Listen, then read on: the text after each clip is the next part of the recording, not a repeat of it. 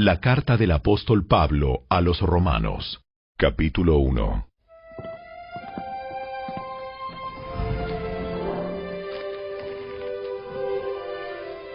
Yo, Pablo, esclavo de Cristo Jesús y elegido por Dios para ser apóstol y enviado a predicar su buena noticia, escribo esta carta. Dios prometió esa buena noticia hace tiempo, por medio de sus profetas en las Sagradas Escrituras. La buena noticia trata de su Hijo en su vida terrenal.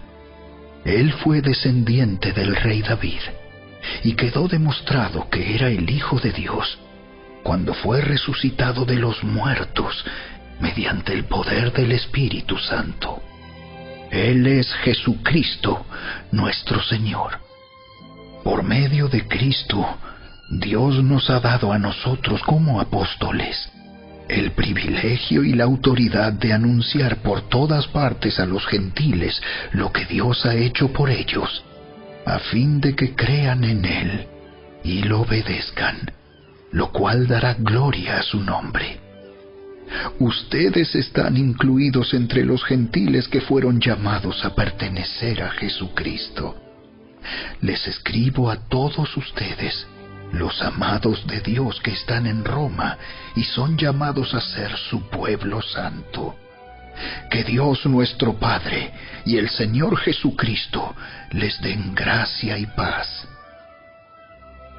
Ante todo les digo que mediante Jesucristo le doy gracias a mi Dios por todos ustedes, porque en todas partes del mundo se habla de la fe que tienen en Él. Dios sabe cuántas veces los recuerdo en mis oraciones. Día y noche hago mención de ustedes y sus necesidades delante de Dios, a quien sirvo con todo mi corazón, anunciando la buena noticia acerca de su Hijo. Algo que siempre pido en oración es que, Dios mediante, se presente la oportunidad de ir por fin a verlos, pues tengo muchos deseos de visitarlos para llevarles algún don espiritual que los ayude a crecer firmes en el Señor. Cuando nos encontremos, quiero alentarlos en la fe, pero también me gustaría recibir aliento de la fe de ustedes. Quiero que sepan, amados hermanos, que me propuse muchas veces ir a visitarlos, pero hasta el momento me vi impedido. Mi deseo es trabajar entre ustedes y ver frutos espirituales, tal como he visto entre otros gentiles, pues siento una gran obligación, tanto con los habitantes del mundo civilizado como con los del resto del mundo, con los instruidos y los incultos por igual. Así que estoy ansioso por visitarlos también a ustedes que están en Roma para predicarles la buena noticia. Pues no me avergüenzo de la buena noticia acerca de Cristo, porque es poder de Dios en acción para salvar a todos los que creen, a los judíos primero y también a los gentiles. Esa buena noticia nos revela cómo Dios nos hace justos ante sus ojos, lo cual se logra del principio al fin por medio de la fe. Como dicen las Escrituras, es por medio de la fe que el justo tiene vida. Pero Dios muestra su ira desde el cielo contra todos los que son pecadores y perversos, que detienen la verdad con su perversión. Ellos conocen la verdad acerca de Dios, porque Él se la ha hecho evidente, pues desde la creación del mundo, todos han visto los cielos y la tierra, por medio de todo lo que Dios hizo. Ellos pueden ver a simple vista las cualidades invisibles de Dios, su poder eterno y su naturaleza divina. así que no tienen ninguna excusa para no conocer a Dios. Es cierto, ellos conocieron a Dios, pero no quisieron adorarlo como Dios, ni darle gracias. En cambio, comenzaron a inventar ideas necias sobre Dios. Como resultado, la mente les quedó en oscuridad y confusión. Afirmaban ser sabios, pero se convirtieron en completos necios. Y en lugar de adorar al Dios inmortal y glorioso, rindieron culto a ídolos que ellos mismos se hicieron con forma de simples mortales, de aves, de animales de 4 patas y de reptiles. Entonces Dios los abandonó para que hicieran todas las cosas vergonzosas que deseaban en su corazón. Como resultado, usaron sus cuerpos para hacerse cosas viles y degradantes entre sí. Cambiaron la verdad acerca de Dios por una mentira, y así rindieron culto y sirvieron a las cosas que Dios creó, pero no al Creador mismo, quien es digno de eterna alabanza. Amén.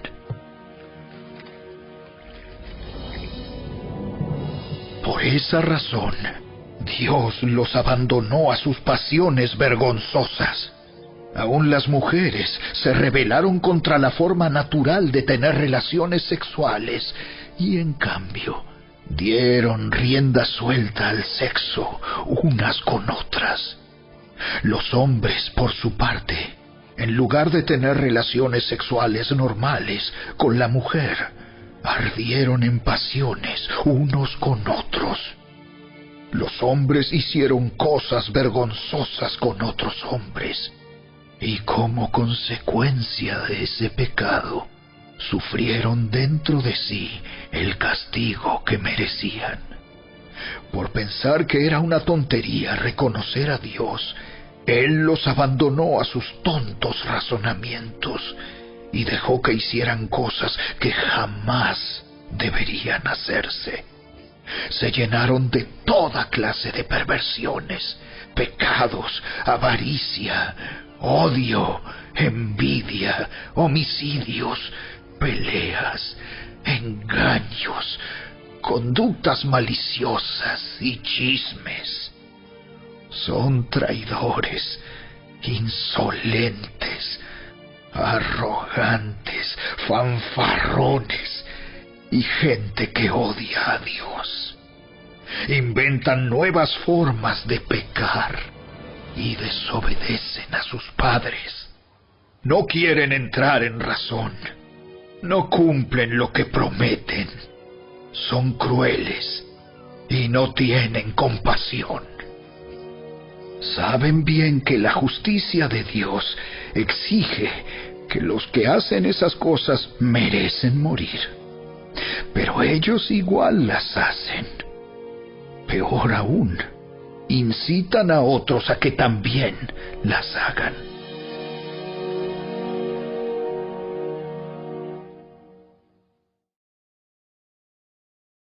Capítulo 2. Tal vez crees que puedes condenar a tales individuos, pero tu maldad es igual que la de ellos, y no tienes ninguna excusa. Cuando dices que son perversos y merecen ser castigados, te condenas a ti mismo, porque tú, que juzgas a otros, también practicas las mismas cosas. Y sabemos que Dios, en su justicia, castigará a todos los que hacen tales cosas. Y tú, que juzgas a otros por hacer esas cosas, ¿cómo crees que podrás evitar el juicio de Dios cuando tú haces lo mismo? ¿No te das cuenta de lo bondadoso, tolerante y paciente que es Dios contigo?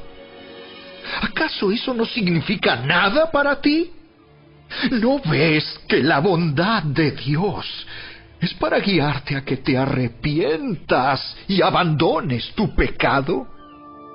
Pero eres terco y te niegas a arrepentirte y a abandonar tu pecado. Por eso vas acumulando un castigo terrible para ti mismo, pues se acerca el día de la ira, en el cual se manifestará el justo juicio de Dios. Él juzgará a cada uno según lo que haya hecho.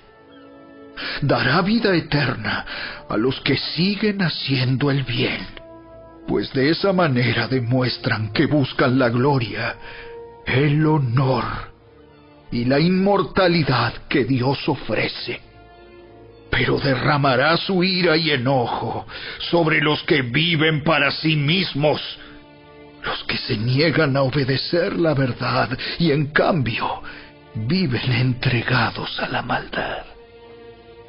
Habrá aflicción y angustia para todos los que siguen haciendo lo malo, para los judíos primero y también para los gentiles.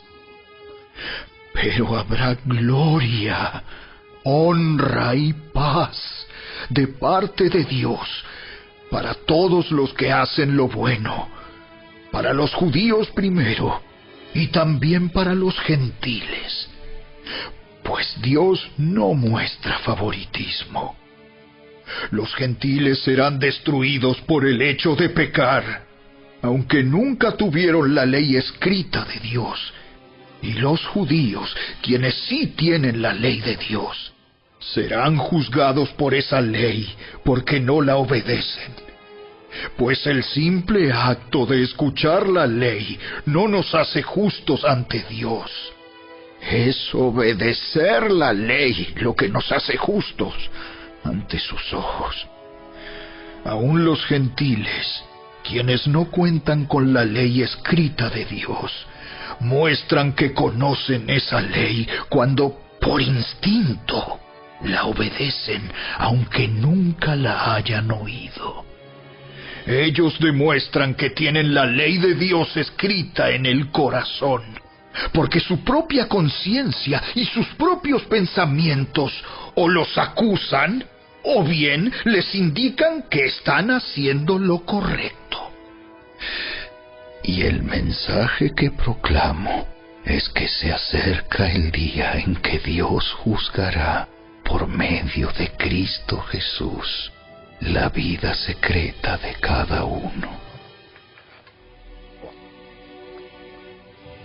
Tú, que te llamas judío, confías en la ley de Dios y te jactas de tu relación especial con Él. Tú sabes lo que a Él le agrada. Sabes bien qué es lo correcto, porque se te ha enseñado su ley. Estás convencido de que eres guía para los ciegos y luz para los que andan perdidos en la oscuridad. Piensas que puedes instruir al ignorante y enseñar a los niños los caminos de Dios, pues estás seguro de que la ley de Dios te da pleno conocimiento y toda la verdad. Ahora bien, si tú enseñas a otros, ¿por qué no te enseñas a ti mismo? Predicas a otros que no se debe robar, ¿pero tú robas?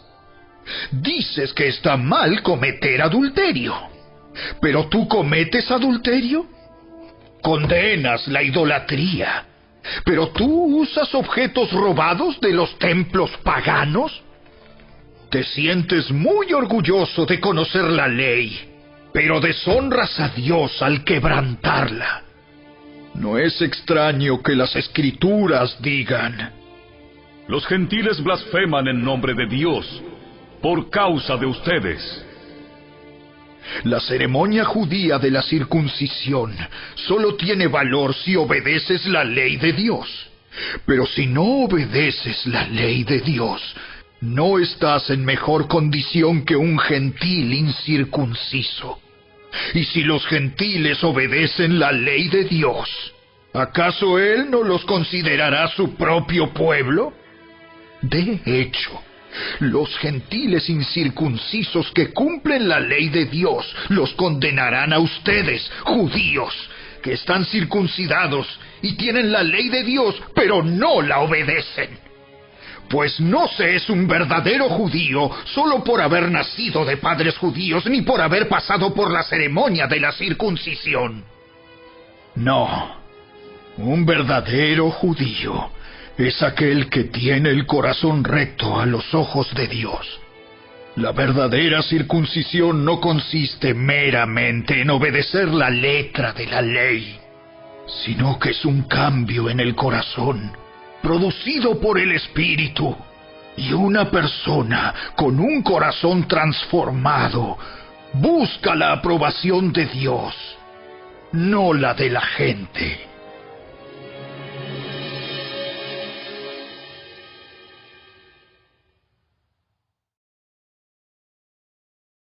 Capítulo 3. Entonces, ¿cuál es la ventaja de ser judío? ¿Tiene algún valor la ceremonia de la circuncisión? Claro que sí. Tiene muchos beneficios. En primer lugar, a los judíos se les confió toda la revelación de Dios. Es cierto, algunos de ellos fueron infieles. ¿Pero acaso eso significa que, porque ellos fueron infieles, Dios también será infiel? Por supuesto que no. Aun cuando todos los demás sean mentirosos, Dios es veraz, como dicen las Escrituras acerca de Él. Quedará demostrado que tienes razón en lo que dices, y ganarás tu caso en los tribunales. Sin embargo, algunos podrían decir, nuestro pecado cumple un buen propósito, porque muestra a otros lo justo que es Dios. ¿No es injusto entonces que Dios nos castigue? Este no es más que un punto de vista humano. ¡De ninguna manera! Si Dios no fuera completamente justo, ¿cómo tendría autoridad para juzgar al mundo? Sin embargo, alguien podría seguir argumentando, ¿por qué Dios me juzga como pecador si mi mentira realza su veracidad y le da más gloria a Él? Algunos incluso nos difaman asegurando que nosotros decimos, cuanto más pecamos, mejor. Los que dicen tales cosas merecen ser condenados. Ahora bien, ¿llegamos a la conclusión de que los judíos somos mejores que los demás? ¡Para nada! Tal como acabamos de demostrar, todos, sean judíos o gentiles, están bajo el poder del pecado. Como dicen las Escrituras, no hay ni un solo justo, ni siquiera uno.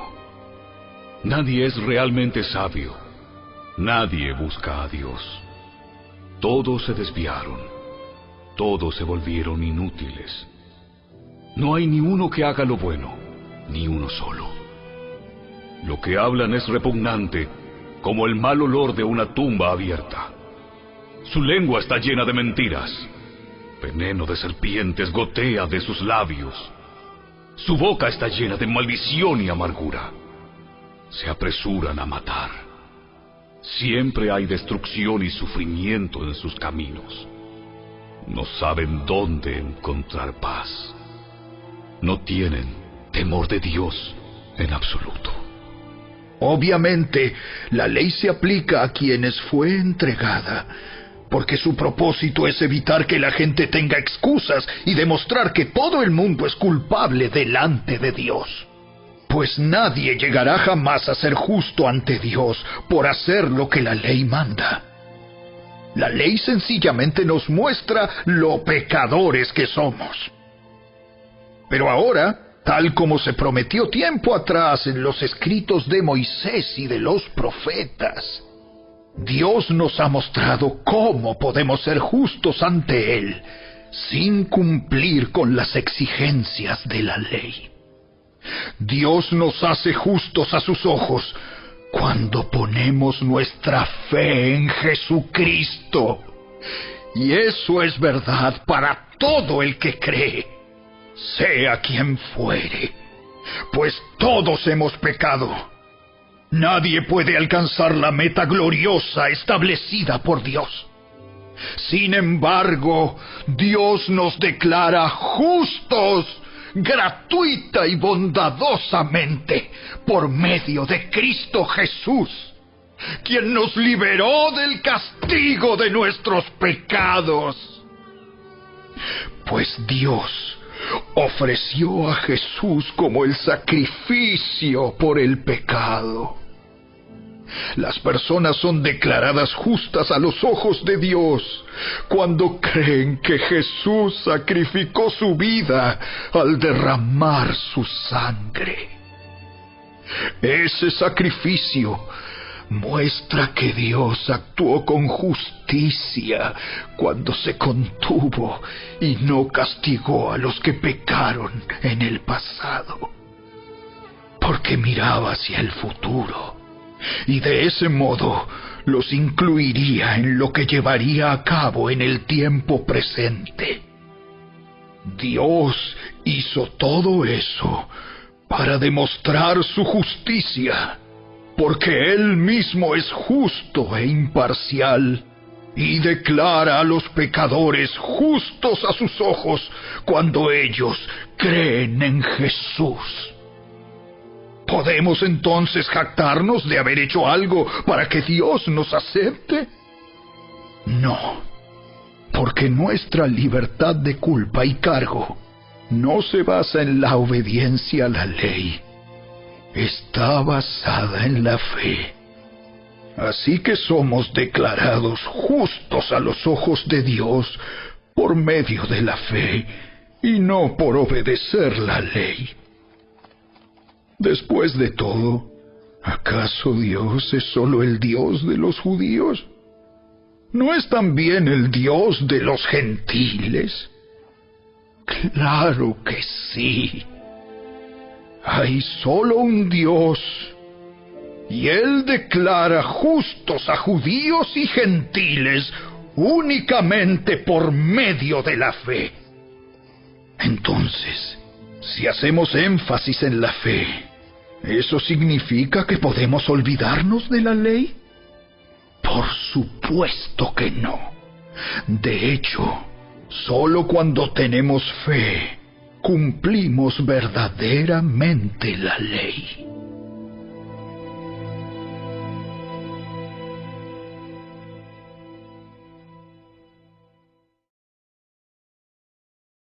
Capítulo 4. Humanamente hablando, Abraham fue el fundador de nuestra nación judía. ¿Qué descubrió él acerca de llegar a ser justo ante Dios? Que si sus buenas acciones le hubieran servido para que Dios lo aceptara, habría tenido de qué jactarse. Pero esa no era la forma de actuar de Dios, pues las Escrituras nos dicen: Abraham le creyó a Dios, y Dios lo consideró justo debido a su fe. Cuando la gente trabaja, el salario que recibe no es un regalo, sino algo que se ha ganado. Pero la gente no es considerada justa por sus acciones, sino por su fe en Dios, quien perdona a los pecadores. David también habló de lo mismo cuando describió la felicidad de los que son declarados justos sin hacer esfuerzos para lograrlo. Oh, qué alegría para aquellos a quienes se les perdona la desobediencia, a quienes se les cubren los pecados.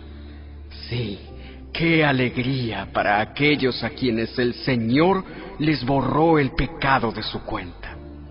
Ahora bien, ¿es esta bendición solamente para los judíos? ¿O es también para los gentiles incircuncisos? Como venimos diciendo, Dios consideró a Abraham justo debido a su fe. Pero ¿cómo sucedió esto? ¿Se le consideró justo solo después de ser circuncidado o fue antes? Es evidente que Dios aceptó a Abraham antes de que fuera circuncidado. La circuncisión era una señal de que Abraham ya tenía fe y de que Dios ya lo había aceptado y declarado justo aún antes de que fuera circuncidado.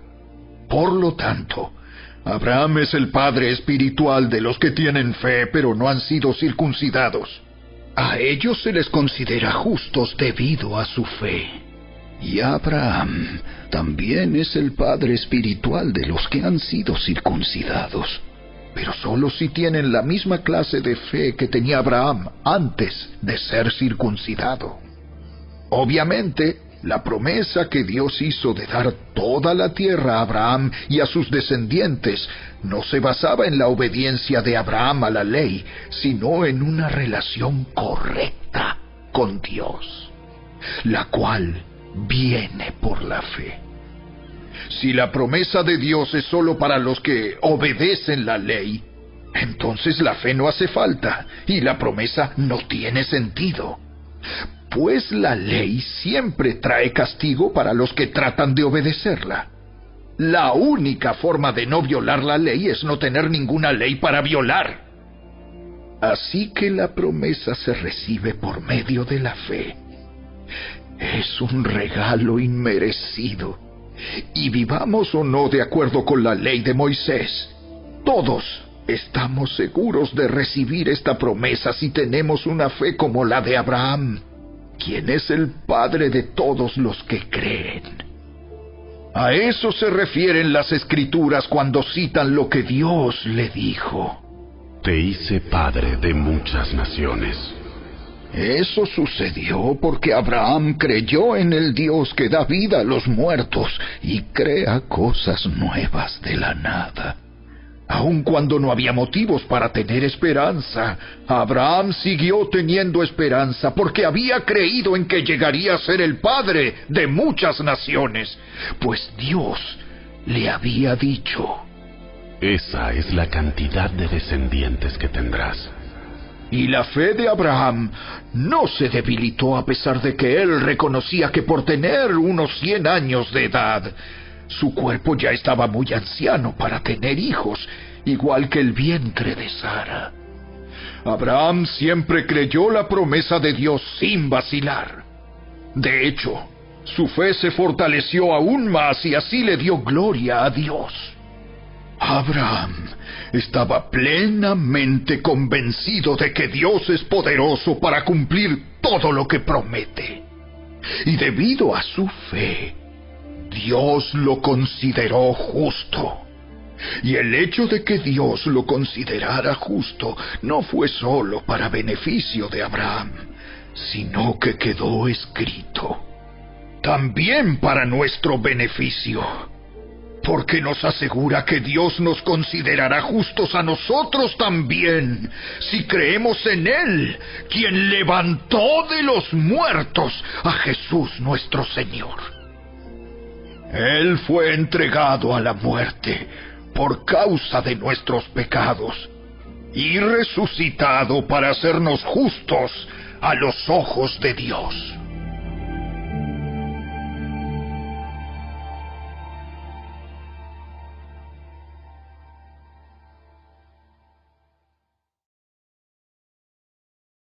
Capítulo 5.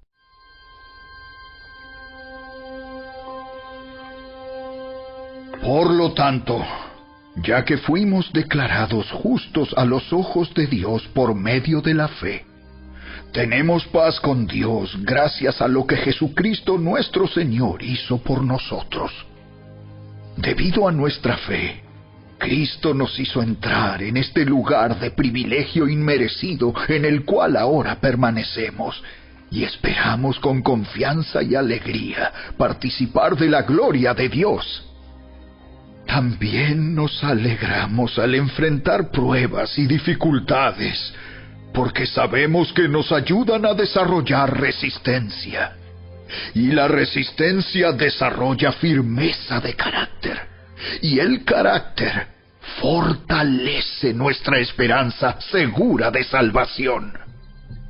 Y esa esperanza no acabará en desilusión, pues sabemos con cuánta ternura nos ama Dios, porque nos ha dado el Espíritu Santo para llenar nuestro corazón con su amor.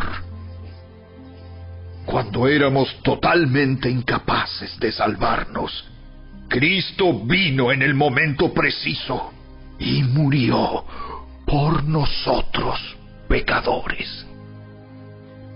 Ahora bien, casi nadie se ofrecería a morir por una persona honrada, aunque tal vez alguien podría estar dispuesto a dar su vida por una persona extraordinariamente buena. Pero Dios mostró el gran amor que nos tiene al enviar a Cristo a morir por nosotros cuando todavía éramos pecadores. Entonces, como se nos declaró justos a los ojos de Dios por la sangre de Cristo, con toda seguridad, Él nos salvará de la condenación de Dios. Pues, como nuestra amistad con Dios quedó restablecida por la muerte de su Hijo cuando todavía éramos sus enemigos, con toda seguridad seremos salvos por la vida de su Hijo. Así que ahora podemos alegrarnos por nuestra nueva y maravillosa relación con Dios, gracias a que nuestro Señor Jesucristo nos hizo amigos de Dios. Cuando Adán pecó, el pecado entró en el mundo. El pecado de Adán introdujo la muerte, de modo que la muerte se extendió a todos, porque todos pecaron. Es cierto, la gente ya pecaba aún antes de que se entregara la ley, pero no se le tomaba en cuenta como pecado, porque todavía no existía ninguna ley para transgredir. Sin embargo, desde los tiempos de Adán hasta los de Moisés, todos murieron, incluso los que no desobedecieron un mandamiento explícito de Dios como lo hizo Adán. Ahora bien, Adán es un símbolo, una representación de Cristo, quien aún tenía que venir. Pero hay una gran diferencia entre el pecado de Adán y el regalo del favor inmerecido de Dios. Pues el pecado de un solo hombre, Adán, trajo muerte a muchos. Pero aún más grande es la gracia maravillosa de Dios y el regalo de su perdón para muchos por medio de otro hombre, Jesucristo. Y el resultado del regalo del favor inmerecido de Dios es muy diferente de la consecuencia del pecado de ese primer hombre. Pues el pecado de Adán llevó a la condenación, pero el regalo de Dios nos lleva a ser declarados justos a los ojos de Dios, a pesar de que somos culpables de muchos pecados. Pues el pecado de un solo hombre, Adán, hizo que la muerte reinara sobre muchos. Pero aún más grande es la gracia maravillosa de Dios y el regalo de su justicia, porque todos los que lo reciben vivirán en victoria sobre el pecado y la muerte por medio de un solo hombre, Jesucristo. Así es, un solo pecado de Adán trae condenación para todos. Pero un solo acto de justicia de Cristo trae una relación correcta con Dios y vida nueva para todos. Por uno solo que desobedeció a Dios, muchos pasaron a ser pecadores. Pero por uno solo que obedeció a Dios, muchos serán declarados justos. La ley de Dios fue entregada para que toda la gente se diera cuenta de la magnitud de su pecado Pero mientras más pecaba la gente, más abundaba la gracia maravillosa de Dios.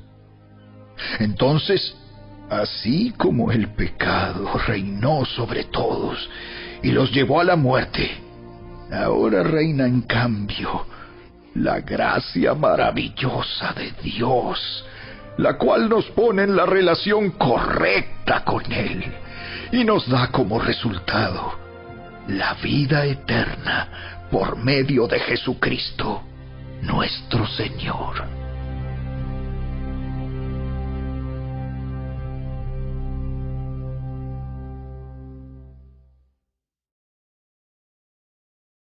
Capítulo 6. Ahora bien, ¿deberíamos seguir pecando para que Dios nos muestre más y más su gracia maravillosa? Por supuesto que no. Nosotros hemos muerto al pecado. Entonces, ¿cómo es posible que sigamos viviendo en pecado? ¿O acaso olvidaron que cuando fuimos unidos a Cristo Jesús en el bautismo, nos unimos a Él en su muerte? Pues hemos muerto y fuimos sepultados con Cristo mediante el bautismo. Y tal como Cristo fue levantado de los muertos por el poder glorioso del Padre, ahora nosotros también podemos vivir una vida nueva. Dado que fuimos unidos a Él en su muerte, también seremos resucitados como Él. Sabemos que nuestro antiguo ser pecaminoso fue crucificado con Cristo para que el pecado perdiera su poder en nuestra vida. Ya no somos esclavos del pecado, pues cuando morimos con Cristo, fuimos liberados del poder del pecado. Y dado que morimos con Cristo, sabemos que también viviremos con Él. Estamos seguros de eso, porque Cristo fue levantado de los muertos y nunca más volverá a morir. La muerte ya no tiene ningún poder sobre Él. Cuando Él murió, murió una sola vez, a fin de quebrar el poder del pecado. Pero ahora que Él vive, vive para la gloria de Dios. Así también ustedes deberían considerarse muertos al poder del pecado y vivos para Dios por medio de Cristo Jesús. No permitan que el pecado controle la manera en que viven. No caigan ante los deseos pecaminosos. No dejen que ninguna parte de su cuerpo se convierta en un instrumento del mal para servir al pecado. En cambio, entréguense completamente a Dios, porque antes estaban muertos, pero ahora tienen una vida nueva. Así que usen todo su cuerpo como un instrumento para hacer lo que es correcto para la gloria de Dios. El pecado ya no es más su amo, porque ustedes ya no viven bajo las exigencias de la ley. En cambio, viven en la libertad de la gracia de Dios. Ahora bien, ¿eso significa que podemos seguir pecando porque la gracia de Dios nos ha liberado de la ley? Claro que no. ¿No se dan cuenta de que uno se convierte en esclavo de todo lo que decide obedecer? Uno puede ser esclavo del pecado, lo cual lleva a la muerte, o puede decidir obedecer a Dios, lo cual lleva a una vida recta. Antes ustedes eran esclavos del pecado, pero gracias a Dios, ahora obedecen de todo corazón la enseñanza que les hemos dado. Ahora son libres de la esclavitud del pecado y se han hecho esclavos de la vida recta. Uso la ilustración de la esclavitud para ayudarlos a entender todo esto, porque la naturaleza humana de ustedes es débil. En el pasado se dejaron esclavizar por la impureza y el desenfreno, lo cual los hundió aún más en el pecado. Ahora deben entregarse como esclavos a la vida recta para llegar a ser santos. Cuando eran esclavos del pecado, estaban libres de la obligación de hacer lo correcto. ¿Y cuál fue la consecuencia? Que ahora están avergonzados de las cosas que solían hacer, cosas que terminan en la condenación eterna. Pero ahora quedaron libres del poder del pecado y se han hecho esclavos de Dios.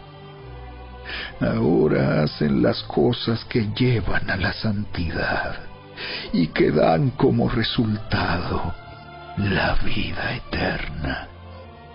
Pues la paga que deja el pecado es la muerte, pero el regalo que Dios da es la vida eterna por medio de Cristo Jesús, nuestro Señor.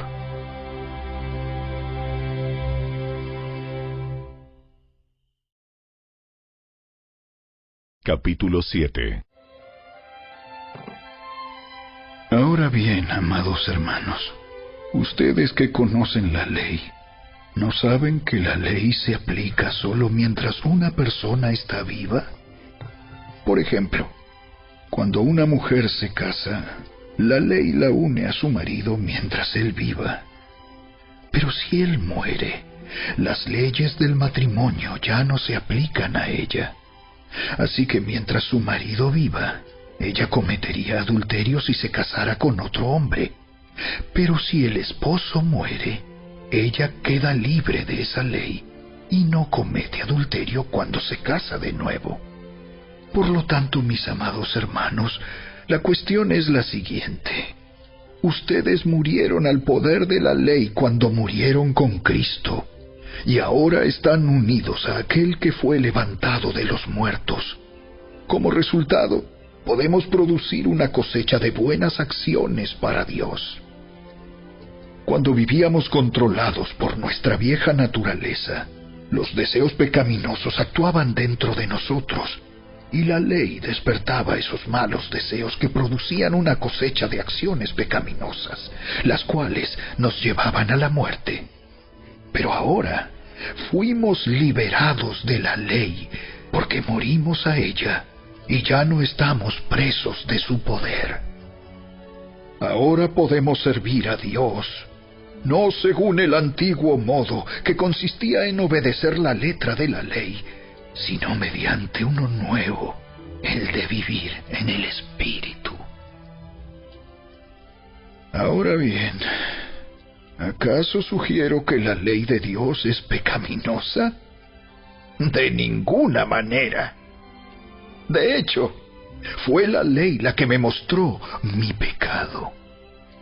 Yo nunca hubiera sabido que codiciar es malo si la ley no dijera, no codicies.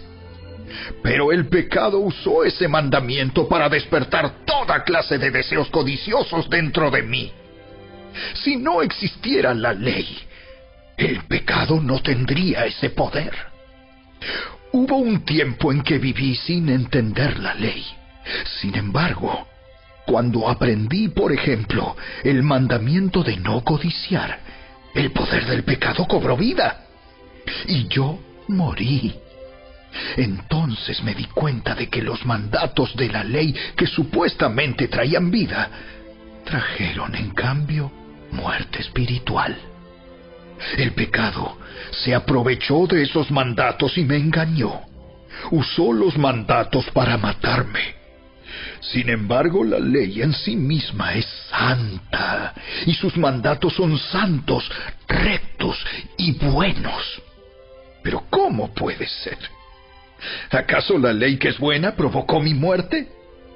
Por supuesto que no.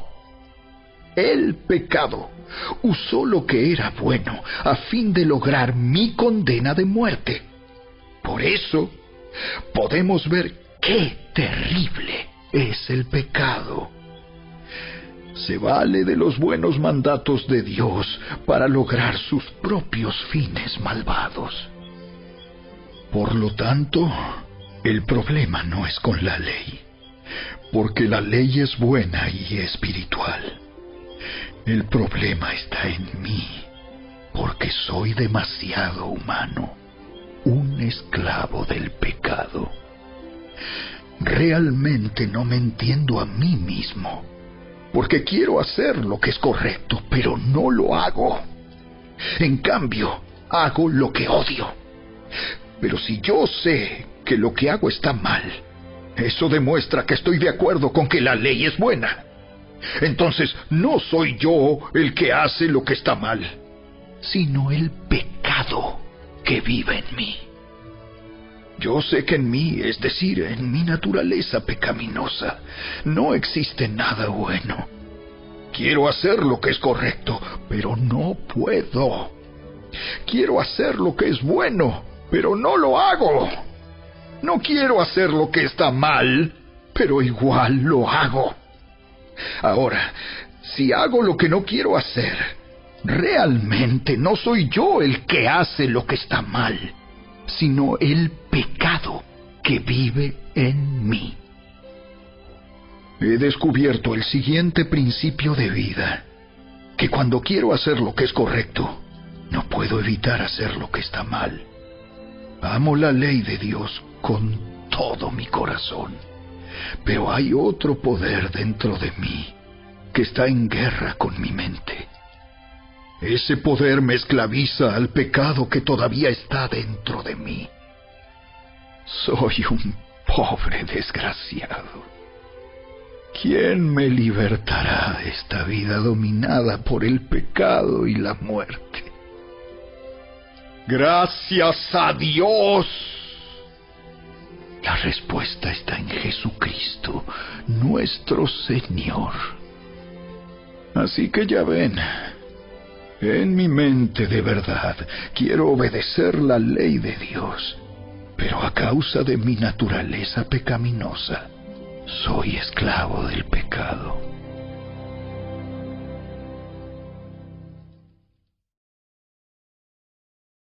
Capítulo 8. Por lo tanto, ya no hay condenación para los que pertenecen a Cristo Jesús. Y porque ustedes pertenecen a Él, el poder del Espíritu que da vida los ha libertado del poder del pecado que lleva a la muerte. La ley de Moisés no podía salvarnos, porque nuestra naturaleza pecaminosa es débil. Así que Dios hizo lo que la ley no podía hacer. Él envió a su propio Hijo en un cuerpo como el que nosotros los pecadores tenemos. Y en ese cuerpo, mediante la entrega de su Hijo como sacrificio por nuestros pecados, Dios declaró el fin del dominio que el pecado tenía sobre nosotros. Lo hizo para que se cumpliera totalmente la exigencia justa de la ley a favor de nosotros, que ya no seguimos a nuestra naturaleza pecaminosa, sino que seguimos al Espíritu. Los que están dominados por la naturaleza pecaminosa piensan en cosas pecaminosas. Pero los que son controlados por el Espíritu Santo piensan en las cosas que agradan al Espíritu. Por lo tanto, permitir que la naturaleza pecaminosa les controle la mente lleva a la muerte. Pero permitir que el Espíritu les controle la mente lleva a la vida y a la paz. Pues la naturaleza pecaminosa es enemiga de Dios siempre. Nunca obedeció las leyes de Dios y jamás lo hará. Por eso, los que todavía viven bajo el dominio de la naturaleza pecaminosa nunca pueden agradar a Dios. Pero ustedes no están dominados por su naturaleza pecaminosa, son controlados por el Espíritu, si el Espíritu de Dios vive en ustedes. Y recuerden que los que no tienen al Espíritu de Cristo en ellos, de ninguna manera pertenecen a Él. Y Cristo vive en ustedes. Entonces, aunque el cuerpo morirá por causa del pecado, el Espíritu les da vida, porque ustedes ya fueron declarados justos a los ojos de Dios. El Espíritu de Dios, quien levantó a Jesús de los muertos, vive en ustedes. Y así como Dios levantó a Cristo Jesús de los muertos, Él dará vida a sus cuerpos mortales mediante el mismo Espíritu, quien vive en ustedes. Por lo tanto, amados hermanos, no están obligados a hacer lo que su naturaleza pecaminosa los incita a hacer, pues si viven obedeciéndola, morirán. Pero si mediante el poder del Espíritu hacen morir las acciones de la naturaleza pecaminosa, vivirán. Pues todos los que son guiados por el Espíritu de Dios son hijos de Dios.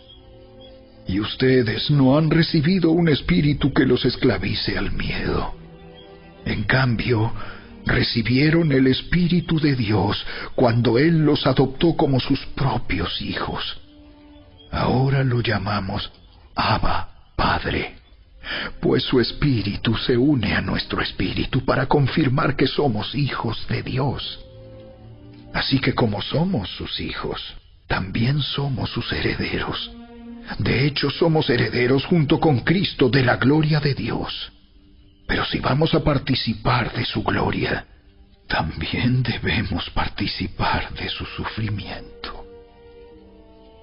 Sin embargo, lo que ahora sufrimos no es nada comparado con la gloria que Él nos revelará más adelante, pues toda la creación espera con anhelo el día futuro en que Dios revelará quiénes son verdaderamente sus hijos. Contra su propia voluntad, toda la creación quedó sujeta a la maldición de Dios. Sin embargo, con gran esperanza, la creación espera el día en que será liberada de la muerte y la descomposición, y se unirá a la gloria de los hijos de Dios. Pues sabemos que hasta el día de hoy, toda la creación gime de angustia, como si tuviera dolores de parto.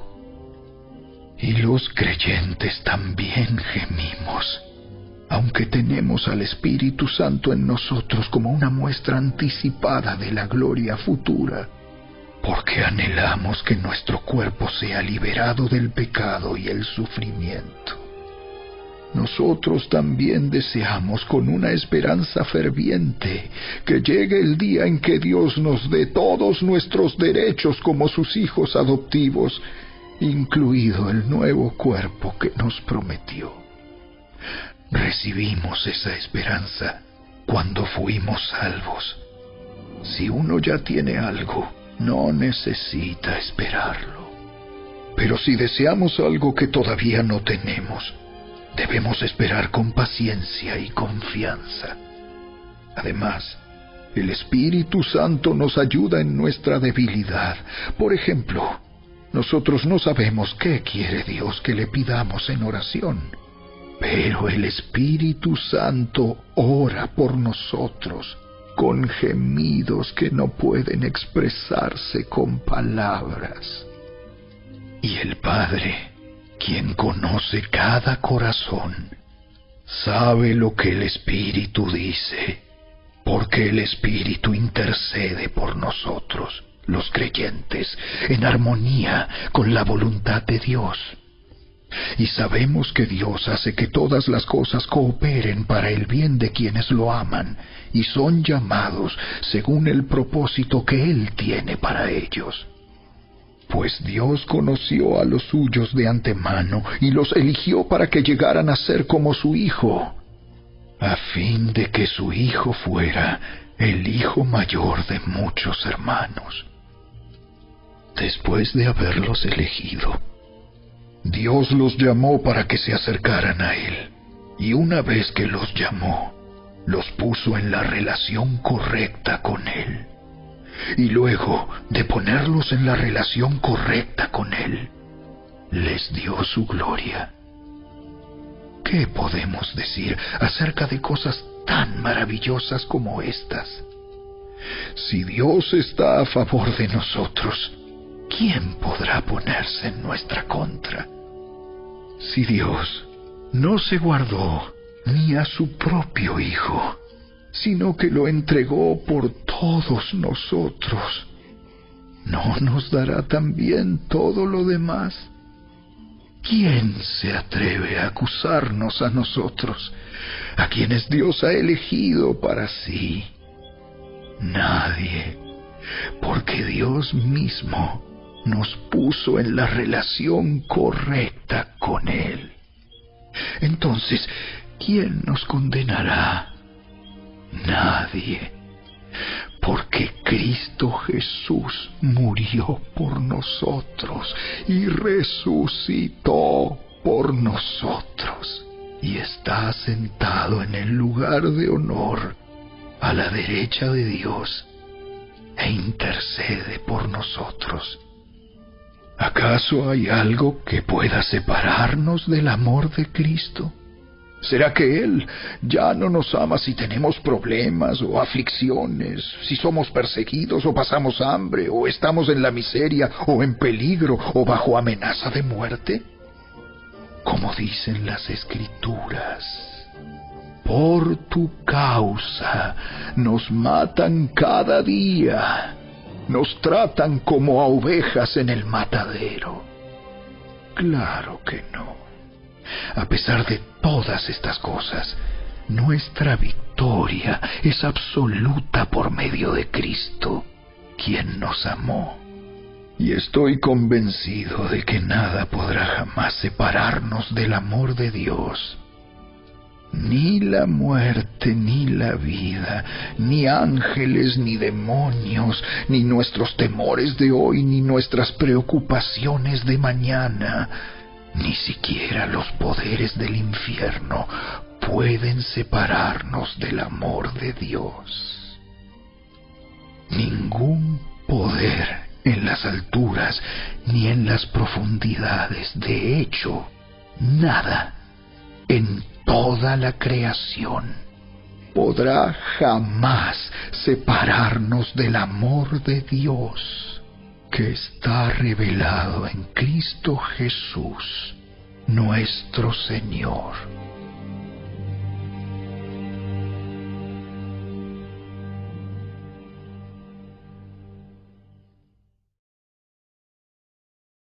Capítulo 9.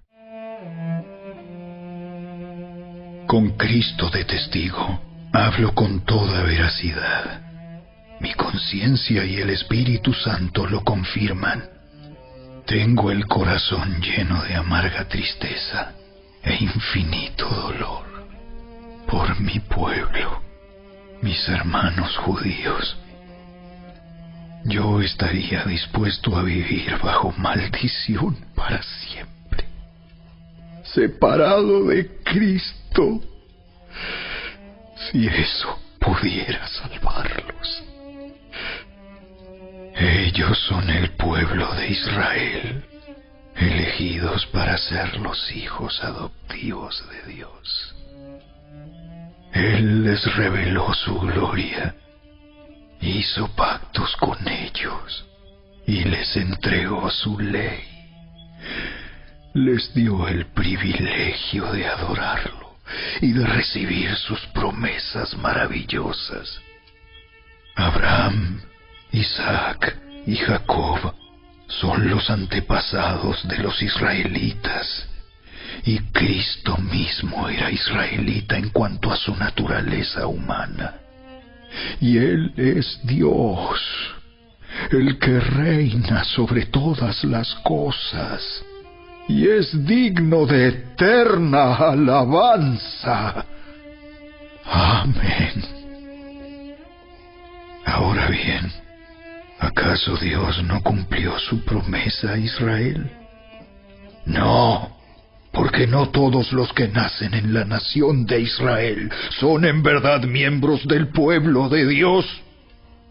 Ser descendientes de Abraham no los hace verdaderos hijos de Abraham, pues las Escrituras dicen: Isaac es el hijo mediante el cual procederán tus descendientes.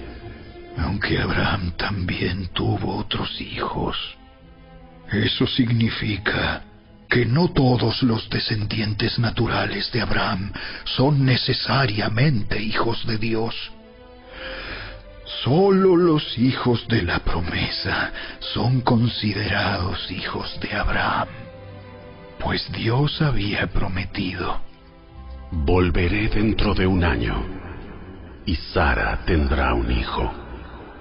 Ese hijo fue nuestro antepasado Isaac.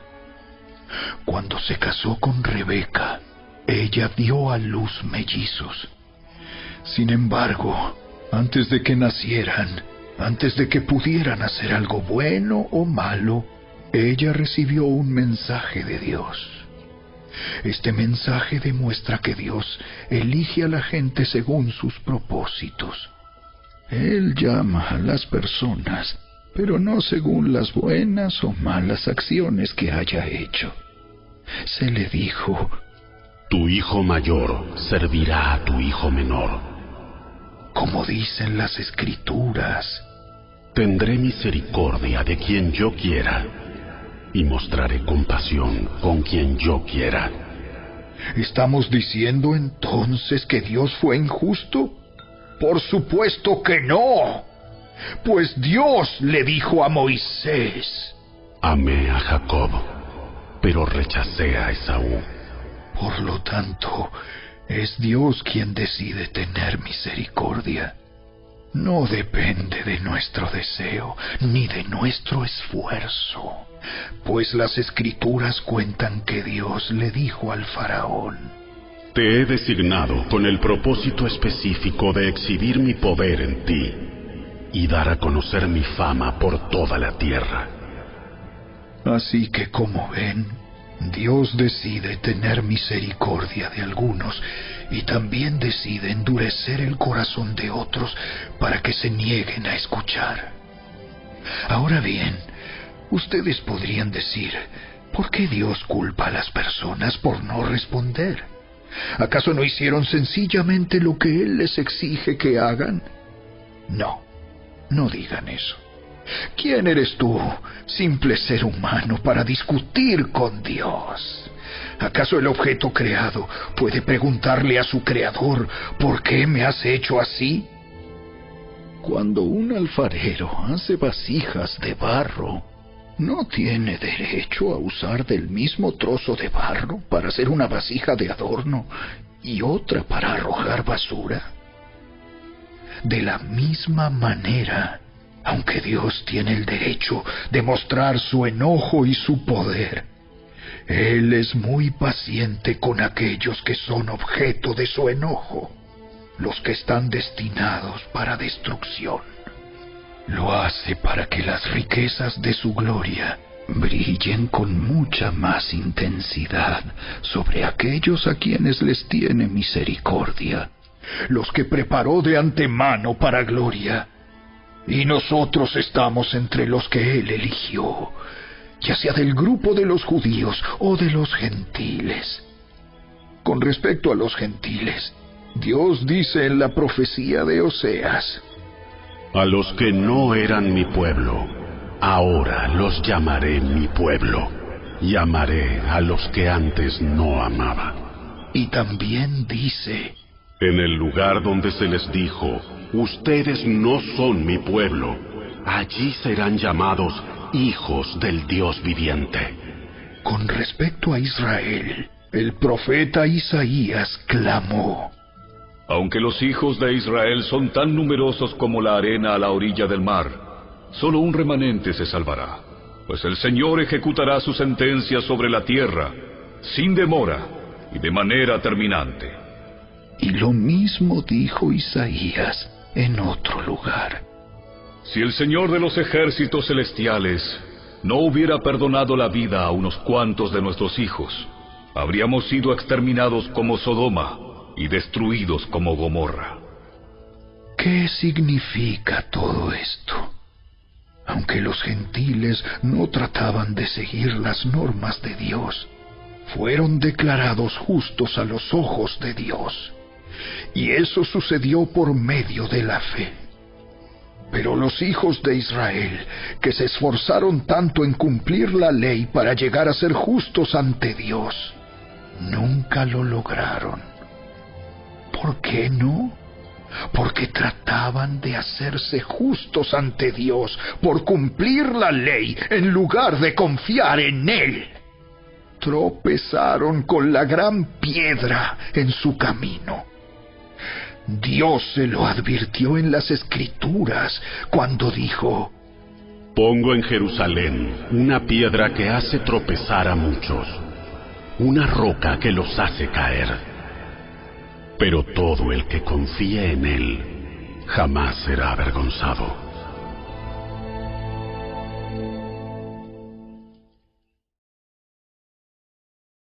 Capítulo 10. Amados hermanos, el profundo deseo de mi corazón y mi oración a Dios es que los israelitas lleguen a ser salvos. Yo sé que ellos tienen un gran entusiasmo por Dios, pero es un fervor mal encausado, pues no entienden la forma en que Dios hace justas a las personas ante Él. Se niegan a aceptar el modo de Dios y en cambio se aferran a su propio modo de hacerse justos ante Él tratando de cumplir la ley.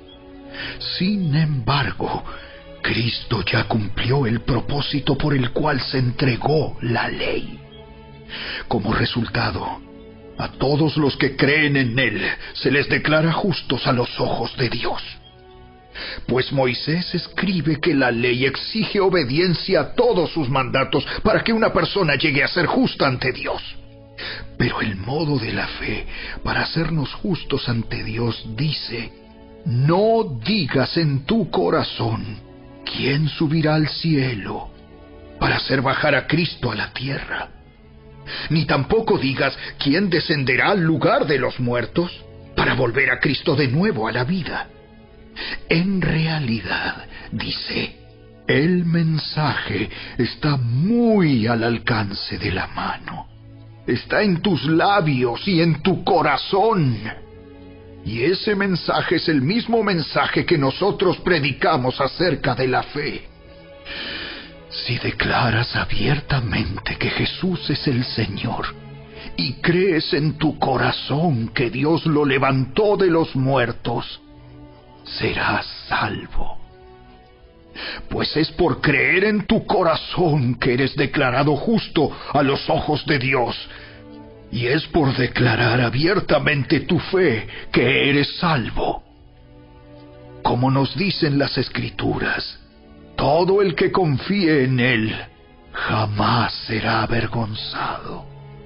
No hay diferencia entre los judíos y los gentiles en ese sentido. Ambos tienen al mismo Señor, quien da con generosidad a todos los que lo invocan.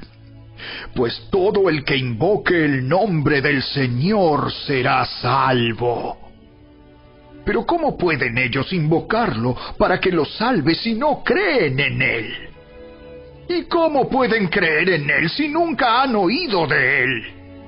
¿Y cómo pueden oír de Él a menos que alguien se lo diga? ¿Y cómo irá alguien a contarles sin ser enviado? Por eso, las Escrituras dicen: ¡qué hermosos son los pies de los mensajeros que traen buenas noticias!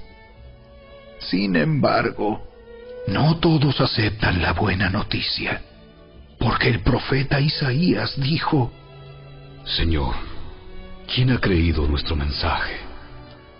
Así que la fe viene por oír, es decir, por oír la buena noticia acerca de Cristo. Pero pregunto, ¿De verdad el pueblo de Israel oyó el mensaje?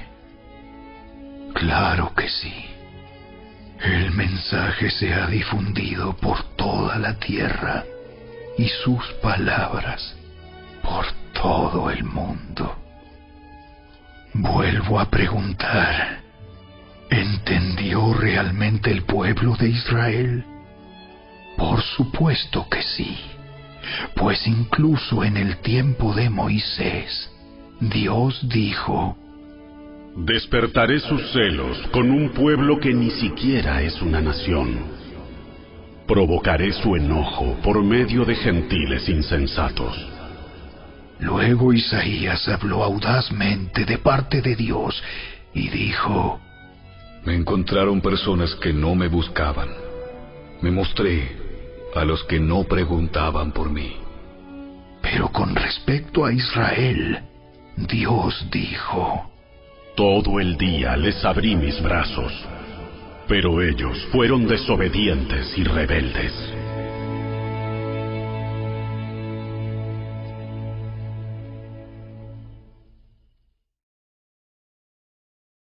Capítulo 11. Entonces pregunto, ¿acaso Dios ha rechazado a su propio pueblo, la nación de Israel? Por supuesto que no. Yo mismo soy israelita, descendiente de Abraham y miembro de la tribu de Benjamín. No, Dios no ha rechazado a su propio pueblo, al cual eligió desde el principio. ¿Se dan cuenta de lo que dicen las Escrituras sobre el tema? El profeta Elías se quejó del pueblo de Israel ante Dios y dijo: Señor, han matado a tus profetas y derribaron tus altares. Yo soy el único que queda con vida, y ahora me buscan para matarme a mí también. ¿Y recuerdan la respuesta de Dios? Él dijo: no, tengo a 7,000 más que nunca se han inclinado ante Baal. Lo mismo sucede hoy, porque unos cuantos del pueblo de Israel han permanecido fieles por la gracia de Dios, es decir, por su bondad inmerecida al elegirlos. Y como es mediante la bondad de Dios, entonces no es por medio de buenas acciones. Pues en ese caso, la gracia de Dios no sería lo que realmente es: gratuita e inmerecida. Así que la situación es la siguiente. La mayoría del pueblo de Israel no ha encontrado el favor de Dios que tanto busca. Unos cuantos sí lo han encontrado, los que Dios ha elegido, pero el corazón de los demás fue endurecido. Como dicen las Escrituras, Dios los hizo caer en un sueño profundo. Hasta el día de hoy les ha cerrado los ojos para que no vean y les ha tapado los oídos para que no oigan. También David dijo: que su mesa de abundancia se convierta en una trampa, en un engaño que los lleve a pensar que todo está bien, que sus bendiciones los hagan tropezar y que reciban su merecido, que sus ojos queden ciegos para que no puedan ver y que la espalda se les encorve para siempre. ¿Acaso el pueblo de Dios tropezó y cayó sin posibilidad de recuperarse? De ninguna manera. El pueblo fue desobediente. Por eso Dios puso la salvación al alcance de los gentiles. Sin embargo, Él quería que su propio pueblo sintiera celos y la reclamara para sí. Ahora bien, si los gentiles fueron enriquecidos porque los israelitas rechazaron la oferta de salvación de Dios, imagínense cuánto más grande será la bendición para el mundo cuando ellos por fin la acepten. Menciono todo lo anterior, especialmente para ustedes, los gentiles. Dios me designó apóstol a los gentiles. Pongo énfasis en esto, porque, de alguna manera, quiero hacer que los hijos de Israel sientan celos de lo que tienen ustedes los gentiles, y entonces yo pueda salvar a algunos de ellos. Pues si el rechazo de ellos hizo que Dios ofreciera la salvación al resto del mundo, la aceptación de ellos será algo aún más maravilloso. Será vida para los que estaban muertos. Y dado que Abraham y los otros patriarcas fueron santos, sus descendientes también serán santos, del mismo modo que toda la masa de pan es santa, porque la porción que se da como ofrenda es santa. Pues si las raíces del árbol son santas, las ramas también lo serán. Algunas ramas del árbol de Abraham, algunos del pueblo de Israel, han sido arrancadas, y ustedes, los gentiles, que eran ramas de un olivo silvestre, fueron injertados. Así que ahora ustedes también reciben la bendición que Dios prometió a Abraham y a sus hijos, con lo cual comparten con ellos el alimento nutritivo que proviene de la raíz del olivo especial de Dios. Así que no se jacten de haber sido injertados para reemplazar a las ramas que fueron arrancadas. Ustedes son solo una rama, no son la raíz. Tal vez digas, bueno, esas ramas fueron arrancadas para darme lugar a mí. Es cierto, pero recuerda, esas ramas fueron arrancadas porque no creyeron en Cristo. Y tú estás allí porque sí crees. Así que no te consideres tan importante. Más bien, teme lo que podría suceder. Pues si Dios no perdonó a las ramas originales, tampoco te perdonará a ti. Fíjate en que Dios es bondadoso, pero también es severo. Es severo con los que desobedecen, pero será bondadoso contigo si sigues confiando en su bondad. En cambio, si dejas de confiar, tú también serás arrancado por completo. Y si el pueblo de Israel abandona su incredulidad, volverá a ser injertado, pues Dios tiene poder para volver a injertarlo en el árbol. Tú, por naturaleza, eras una rama cortada de un olivo silvestre. Por lo tanto, si Dios estuvo dispuesto a ir en contra de la naturaleza al injertarte en un árbol cultivado, Él estará mucho más dispuesto a injertar las ramas originales en el árbol al que pertenecen. Mis amados hermanos, quiero que entiendan este misterio, para que no se vuelvan orgullosos de ustedes mismos. Parte del pueblo de Israel tiene el corazón endurecido. Pero eso solo durará hasta que se complete el número de gentiles que aceptarán a Cristo. Y entonces todo Israel será salvo, como dicen las Escrituras. El que rescata vendrá de Jerusalén y apartará a Israel de la maldad. Y mi pacto con ellos es que quitaré sus pecados. Muchos del pueblo de Israel ahora son enemigos de la buena noticia, y eso los beneficia a ustedes, los gentiles, porque eligió a los antepasados Abraham, Isaac y Jacob, pues los dones de Dios y su llamado son irrevocables. Ustedes, los gentiles, antes eran rebeldes contra Dios, pero cuando el pueblo de Israel se rebeló contra él, Dios tuvo misericordia de ustedes y no de ellos.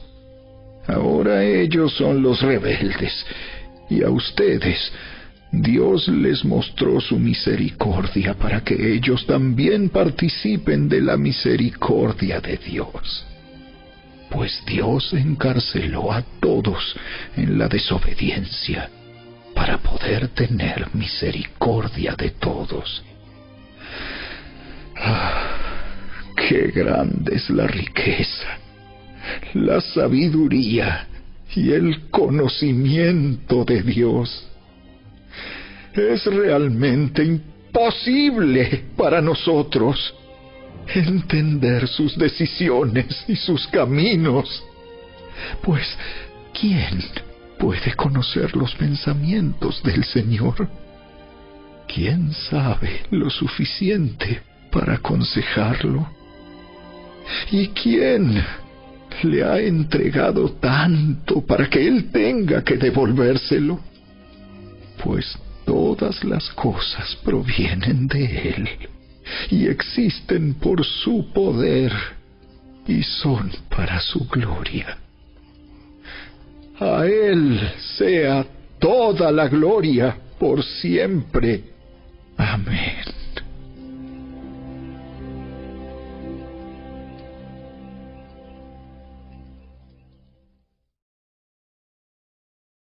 Capítulo 12. Por lo tanto, amados hermanos, les ruego que entreguen su cuerpo a Dios por todo lo que Él ha hecho a favor de ustedes. Que sea un sacrificio vivo y santo, la clase de sacrificio que a Él le agrada. Esa es la verdadera forma de adorarlo. No imiten las conductas ni las costumbres de este mundo. Más bien dejen que Dios los transforme en personas nuevas al cambiarles la manera de pensar. Entonces aprenderán a conocer la voluntad de Dios para ustedes, la cual es buena, agradable y perfecta. Basado en el privilegio y la autoridad que Dios me ha dado, le advierto a cada uno de ustedes lo siguiente: ninguno se crea mejor de lo que realmente es. Sean realistas al evaluarse a ustedes mismos. Háganlo según la medida de fe que Dios les haya dado. Así como nuestro cuerpo tiene muchas partes y cada parte tiene una función específica, el cuerpo de Cristo también. Nosotros somos las diversas partes de un solo cuerpo y nos pertenecemos unos a otros. Dios, en su gracia, nos ha dado dones diferentes para hacer bien determinadas cosas. Por lo tanto, si Dios te dio la capacidad de profetizar, habla con toda la fe que Dios te haya concedido. Si tu don es servir a otros, sírvelos bien. Si eres maestro, enseña bien. Si tu don consiste en animar a otros, anímalos. Si tu don es dar, hazlo con generosidad. Si Dios te ha dado la capacidad de liderar, toma la responsabilidad en serio. Y si tienes el don de mostrar bondad a otros, hazlo con gusto. No finjan amar a los demás. Ámenlos de verdad. Aborrezcan lo malo. Aférrense a lo bueno. Ámense unos a otros con un afecto genuino y deleítense al honrarse mutuamente. No sean nunca perezosos, más bien trabajen con esmero y sirvan al Señor con entusiasmo. Alégrense por la esperanza segura que tenemos. Tengan paciencia en las dificultades y sigan orando. Estén listos para ayudar a los hijos de Dios cuando pasen necesidad. Estén siempre dispuestos a brindar hospitalidad. Bendigan a quienes los persiguen. No los maldigan, sino pídanle a Dios en oración que los bendiga. Alégrense con los que están alegres y lloren con los que lloran. Vivan en armonía unos con otros. No sean tan orgullosos como para no disfrutar de la compañía de la gente común. Y no piensen que lo saben todo. Nunca devuelvan a nadie mal por mal. Compórtense de tal manera que todo el mundo vea que ustedes son personas honradas. Hagan todo lo posible por vivir en paz con todos. Queridos amigos, nunca tomen venganza. Dejen que se encargue la justa ira de Dios, pues dicen las Escrituras: Yo tomaré venganza. Yo les pagaré lo que se merecen. En cambio, si tus enemigos tienen hambre, dales de comer. Si tienen sed, dales de beber. Al hacer esto, amontonarás carbones encendidos de vergüenza sobre su cabeza. No dejen que el mal los venza. Más bien, venzan el mal haciendo el bien.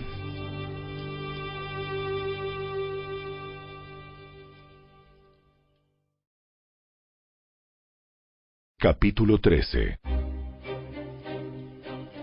Toda persona debe someterse a las autoridades de gobierno, pues toda autoridad proviene de Dios, y los que ocupan puestos de autoridad están allí colocados por Dios. Por lo tanto, cualquiera que se rebele contra la autoridad, se rebela contra lo que Dios ha instituido, y será castigado. Pues las autoridades no infunden temor a los que hacen lo que está bien, sino en los que hacen lo que está mal. ¿Quieres vivir sin temor a las autoridades? Haz lo correcto, y ellas te honrarán. Las autoridades están al servicio de Dios para tu bien. Pero si estás haciendo algo malo, por supuesto que deberías tener miedo, porque ellas tienen poder para castigarte. Están al servicio de Dios para cumplir el propósito específico de castigar a los que hacen lo malo. Por eso tienes que someterte a ellas, no solo para evitar el castigo, sino para mantener tu conciencia limpia. Por esas mismas razones, también paguen sus impuestos, pues los funcionarios de gobierno necesitan cobrar su sueldo. Ellos sirven a Dios con lo que hacen. Ustedes den a cada uno lo que le deben.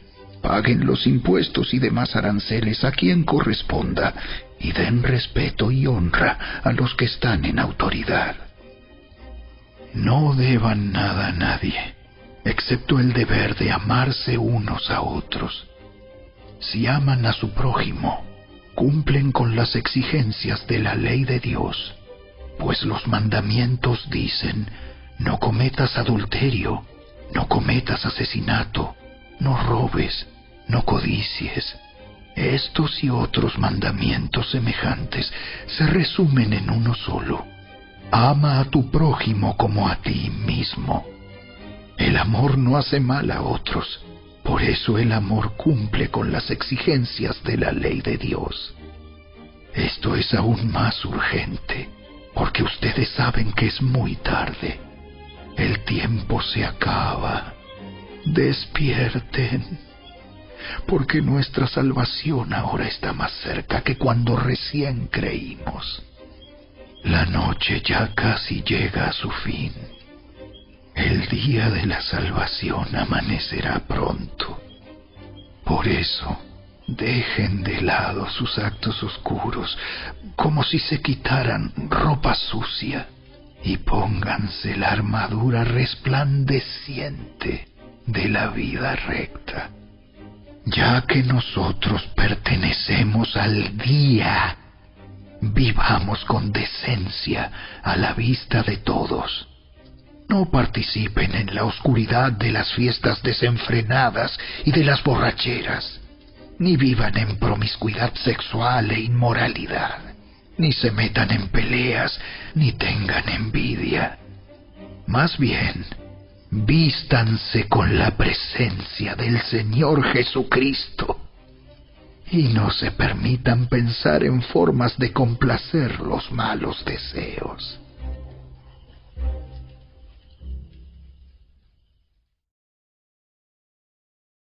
Capítulo 14. Acepten a los creyentes que son débiles en la fe y no discutan acerca de lo que ellos consideran bueno o malo. Por ejemplo, un creyente piensa que está bien comer de todo, pero otro creyente, con una conciencia sensible, come solo verduras. Los que se sienten libres para comer de todo no deben menospreciar a los que no sienten la misma libertad. Y los que no comen determinados alimentos no deben juzgar a los que sí los comen, porque a esos hermanos Dios los ha aceptado. ¿Quién eres tú para juzgar a los sirvientes de otro? Su amo dirá si quedan en pie o caen, y con la ayuda del Señor quedarán en pie y recibirán la aprobación de Él. Del mismo modo, algunos piensan que un día es más sagrado que otro, mientras que otros creen que todos los días son iguales. Cada uno debería estar plenamente convencido de que el día que elija es aceptable. Los que adoran al Señor un día en particular lo hacen para honrarlo a Él. Los que comen toda clase de alimentos lo hacen para honrar al Señor, ya que le dan gracias a Dios antes de comer. Y los que se niegan a comer ciertos alimentos también quieren agradar al Señor y le dan gracias a Dios. Pues no vivimos para nosotros mismos, ni morimos para nosotros mismos. Si vivimos, es para honrar al Señor. Y si morimos, es para honrar al Señor. Entonces, tanto si vivimos como si morimos, pertenecemos al Señor. Cristo murió y resucitó con este propósito: ser Señor de los vivos y de los muertos. ¿Por qué entonces juzgas a otro creyente? ¿Por qué menosprecias a otro creyente? Recuerda que todos estaremos delante del tribunal de Dios, pues dicen las Escrituras: tan cierto como que yo vivo, toda rodilla se doblará ante mí, y toda lengua declarará lealtad a Dios. Es cierto, cada uno de nosotros tendrá que responder por sí mismo ante Dios. Así que dejemos de juzgarnos unos a otros. Por el contrario, propónganse vivir de tal manera que no causen tropiezo ni caída a otro creyente. Yo sé y estoy convencido por la autoridad del Señor Jesús que ningún alimento en sí mismo está mal. Pero si alguien piensa que está mal comerlo, entonces para esa persona está mal. Si otro creyente se angustia por lo que tú comes, entonces no actúas con amor si lo comes. No permitas que lo que tú comes destruya a alguien por quien Cristo murió. Entonces no serás criticado por hacer algo que tú crees que es bueno. Pues el reino de Dios no se trata de lo que comemos o bebemos, sino de llevar una vida de bondad, paz y alegría en el Espíritu Santo. Si tú sirves a Cristo con esa actitud, agradarás a Dios y también tendrás la aprobación de los demás. Por lo tanto, procuremos que haya armonía en la iglesia y tratemos de edificarnos unos a otros. No destruyas la obra de Dios a causa de lo que comes. Recuerda que todos los alimentos están permitidos, Lo malo es comer algo que haga tropezar a otro. Es mejor no comer carne, ni beber vino, ni hacer ninguna otra cosa que pudiera causar que otro creyente tropiece. Tal vez crees que no hay nada malo en lo que haces, pero manténlo entre tú y Dios. Benditos son los que no se sienten culpables por hacer algo que han decidido que es correcto. Pero si tienes dudas acerca de si debes o no comer algo en particular, entonces es pecado comerlo, pues no eres fiel a tus convicciones. Si haces algo que crees que está mal, pecas.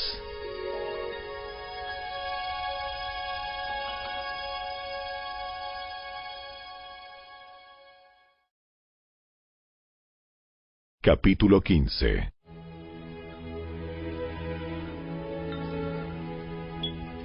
Los que somos fuertes debemos tener consideración de los que son sensibles a este tipo de cosas.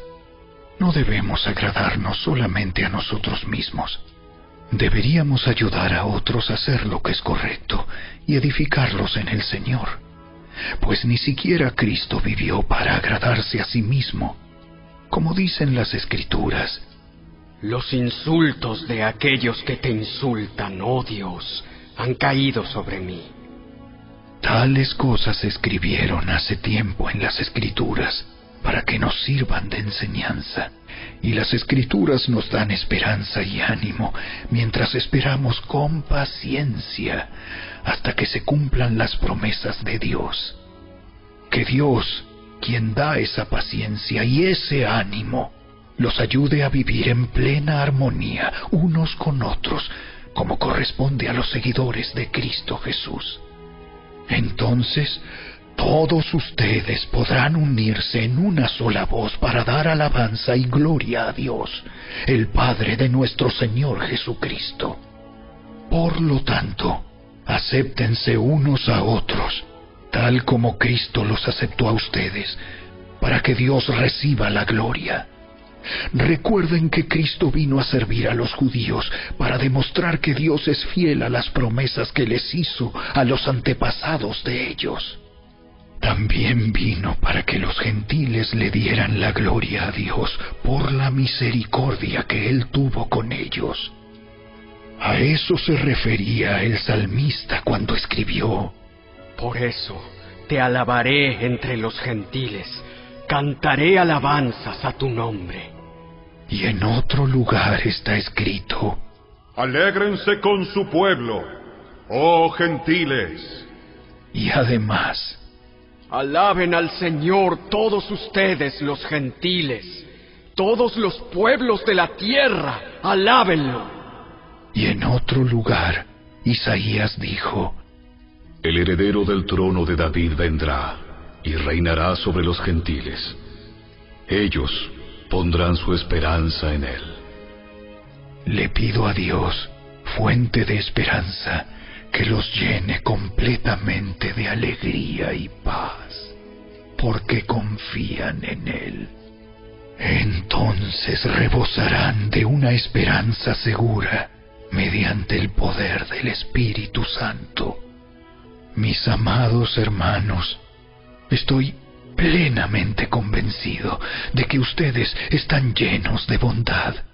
Conocen estas cosas tan bien que pueden enseñárselas unos a otros.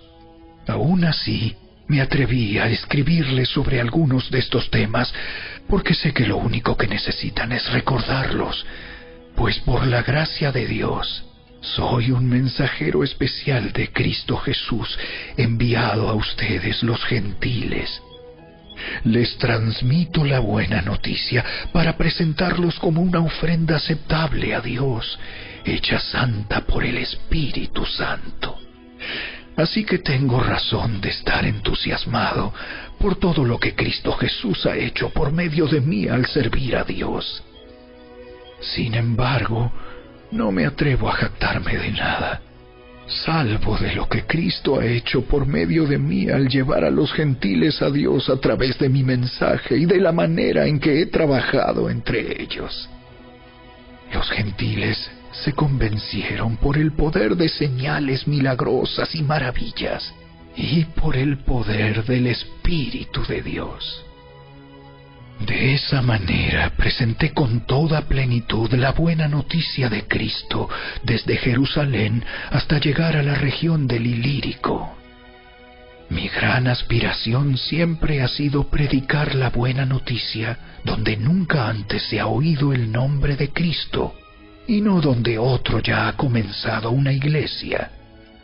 He seguido el plan que mencionan las Escrituras, donde dice: los que nunca se enteraron de él, verán, y los que nunca oyeron de él, entenderán. De hecho, mi visita a ustedes se demoró tanto, precisamente porque estuve predicando en esos lugares. Ahora que terminé mi trabajo en estas regiones, y después de todos estos largos años de espera, tengo muchos deseos de ir a verlos. Estoy pensando viajar a España. Cuando lo haga, me detendré en Roma, y luego de disfrutar de la compañía de ustedes por un breve tiempo, podrán ayudarme con lo necesario para mi viaje. Sin embargo, antes de visitarlos, debo ir a Jerusalén para llevar una ofrenda a los creyentes de allí. Pues les cuento, los creyentes de Macedonia y Acaya con entusiasmo juntaron una ofrenda para los creyentes de Jerusalén que son pobres. Lo hicieron con gusto, porque se sienten en deuda con ellos. Dado que los gentiles recibieron las bendiciones espirituales de la buena noticia por parte de los creyentes de Jerusalén, sienten que lo menos que pueden hacer por ellos a cambio es ayudarlos económicamente. En cuanto yo entregue ese dinero y termine esa buena acción de los gentiles, iré a visitarlos a ustedes de camino a España. Cuando vaya, estoy seguro de que Cristo bendecirá en abundancia el tiempo que pasemos juntos.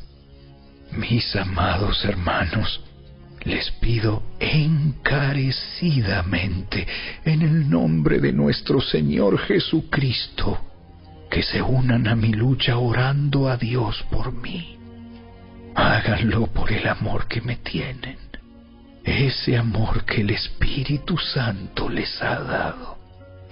Pídanle que me libre de los que están en Judea, que se niegan a obedecer a Dios. Pídanle también que los creyentes de allí estén dispuestos a aceptar la ofrenda que llevo a Jerusalén. Entonces, por la voluntad de Dios, podré ir a verlos con un corazón alegre y nos alentaremos unos a otros. Y que Dios, quien nos da su paz, esté con todos ustedes. Amén.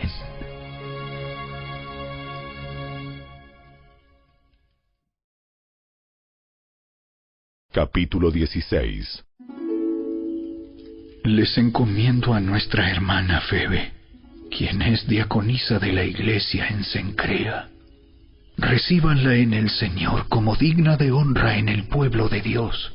Ayúdenla en todo lo que necesite, porque ella ha sido de ayuda para muchos, especialmente para mí. Den mis saludos a Priscila y Aquila, mis colaboradores en el ministerio de Cristo Jesús. De hecho, ellos una vez arriesgaron la vida por mí. Yo les estoy agradecido, igual que todas las iglesias de los gentiles. Den también mis saludos a la iglesia que se reúne en el hogar de ellos. Saluden a mi querido amigo Epeneto.